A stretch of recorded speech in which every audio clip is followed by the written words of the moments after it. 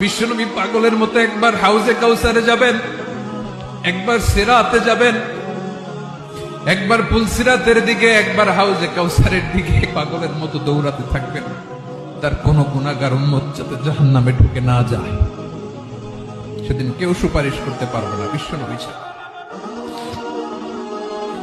এজন্য 5 নম্বর আল্লাহ বললেন, মান যাল্লাযী ইয়াশফাউ ইনদাহু ইল্লা বিইযনিহি।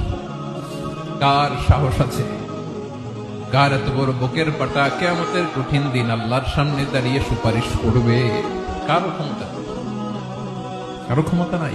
বিশ্বনবী সেদিন সিজদায় পড়ে উম্মতের জন্য কাঁদবেন, সবাই কাঁদবে, নফসি নফসি, আল্লাহ আমারে বাঁচাও, আল্লাহ আমারে বাঁচাও। বিশ্বনবী বলবেন, উম্মতি উম্মতি।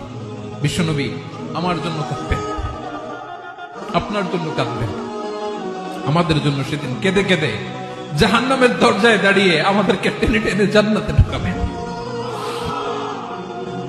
এজন্য এই বিশ্বনবীর ভালোবাসা যেন আমাদের হৃদয়ে ভরপুর থাকে। আমার ভাইয়েরা, প্রতি শুক্রবার বিশ্বনবীর উপরে বেশি বেশি যেন আমরা দুরূদ পড়ি। আমরা যখন বিশ্বনবীর সালাম দেই, দুরূদ পড়ি,